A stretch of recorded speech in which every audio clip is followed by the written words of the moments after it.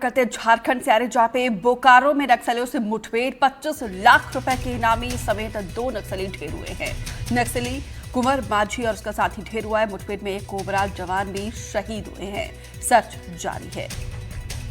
बड़ी जानकारी झारखंड से, जहां पे बोकारो में नक्सलियों से मुठभेड़ जारी है। 25 लाख रुपए का एक इनामी नक्सली के साथ साथ 2 नक्सली ढेर हुए हैं। नक्सली कुंवर माझी और उसका साथी भी ढेर हुआ है। और इसमें हमने अपने एक जवान को भी खोया है। एक जवान ने, देखिए यहाँ पे कोबरा का जवान यहाँ पे अपना सर्वोच्च बलिदान दिया है नक्सलियों से लोहा लेते हुए। फिलहाल ये जानकारी आपको दे रहे हैं झारखंड से, जहाँ पे देखिए बोकारो में नक्सलियों के खिलाफ ये अभियान जारी है। इस मुठभेड़ में 2 नक्सलियों को ढेर किया है। खबर रायपुर से, जहां नक्सलियों पर सीएम विष्णुदेव साय का बयान सामने आया है। 1.5 साल से जवान मजबूती से नक्सलवाद से लड़ रहे हैं। पीएम और गृह मंत्री ने 2026 को नक्सल मुक्त करने का ठान लिया है। नक्सलवाद खात्मे का संकल्प पूरा होगा, सीएम ने कहा। पोलित ब्यूरो के सदस्यों को जवानों ने न्यूट्रलाइज कर दिया है। नक्सलियों की कमर टूट गई है, वो अंतिम सांसें गिन रहा है। तो रायपुर में नक्सलियों पर सीएम विष्णुदेव साय का बयान सामने आया। उन्होंने कहा कि 1.5 साल से जवान मजबूती से नक्सलवाद से लड़ रहे हैं। पीएम और गृह मंत्री ने 2026 को नक्सल मुक्त करने का ठान लिया। नक्सलवाद खात्मे का संकल्प पूरा होगा।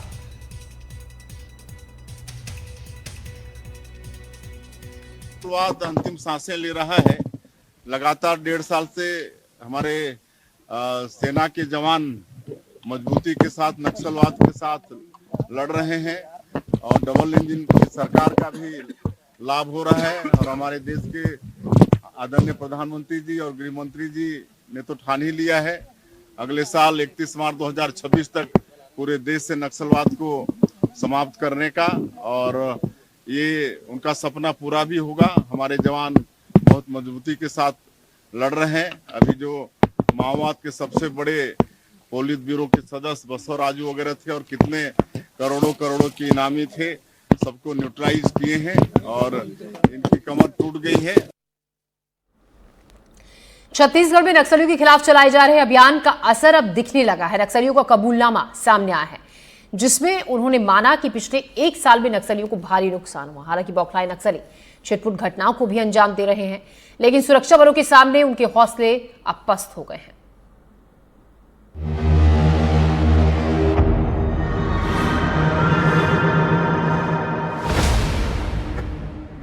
गृह मंत्री अमित शाह ने मार्च 2026 तक देश को नक्सल मुक्त करने का लक्ष्य रखा है और सुरक्षा बल इसी लक्ष्य को ध्यान में रखकर मैदान में उतरे हैं। पिछले 1 साल में छत्तीसगढ़ में नक्सलियों के खिलाफ कई बड़े अभियान चलाए गए और इसी अभियान का नतीजा है कि नक्सलियों की कमर टूट चुकी है, जिसे लेकर नक्सलियों का कबूलनामा सामने आया है। नक्सलियों की सेंट्रल कमेटी ने प्रेस नोट जारी किया है।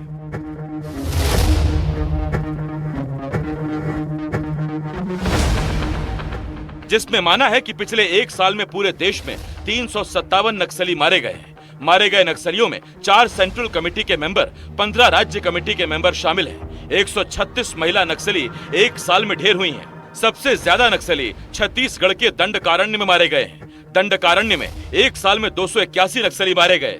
तेलंगाना में 23, ओडिशा में 20 नक्सली मारे गए। बिहार झारखंड में 14, आंध्र ओडिशा में 9 नक्सली मारे गए। नक्सलवाद अंतिम सांसें ले रहा है।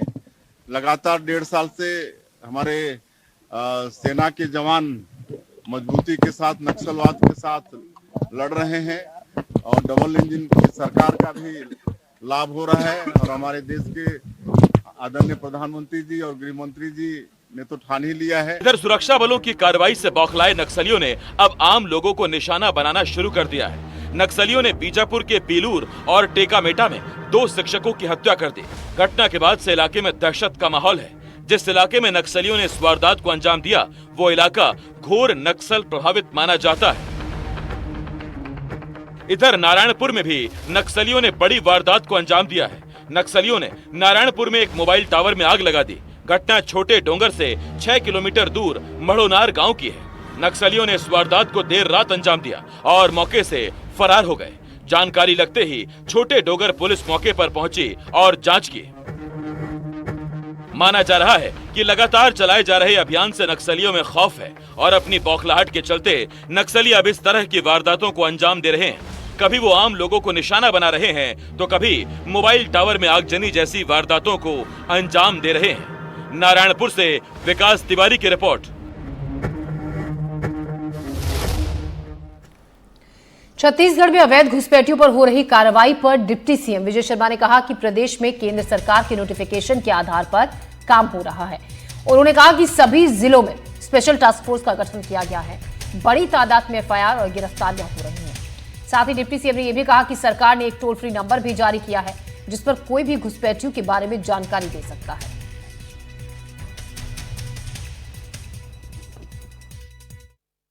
मैंने बताया उनको, मैंने सारी बातें उसमें कही हैं जो सेंट्रल गवर्नमेंट के नोटिफिकेशन नॉर्म्स के आधार पर जो कुछ होना चाहिए, मैंने सब बातें उसमें कही हैं। हमने एसटीएफ का गठन हर एक जिले में किया है, स्पेशल टास्क फोर्स का, वो काम भी कर रही हैं और बड़ी संख्या में एफआईआर भी दर्ज हुए हैं, लोगों को गिरफ्तार भी किया गया है और कार्यवाहियाँ भी चल रही हैं। साथ ही साथ हमने एक टोल फ्री नंबर भी जारी किया है 1800-233-1905। सबसे आग्रह भी किया है कि इस नंबर पर आपको जहां जो भी घुसपैठिया दिखता है उसके बारे में आप जानकारी अवश्य दें और उसके बाद इस पर कार्यवाहियां होती हैं। साथ ही साथ एक होल्डिंग सेंटर्स की बात मैंने कही कि हम उसकी भी तैयारी में हैं, हम होल्डिंग सेंटर बनाएंगे और बाद में आगे की प्रक्रिया भी करेंगे।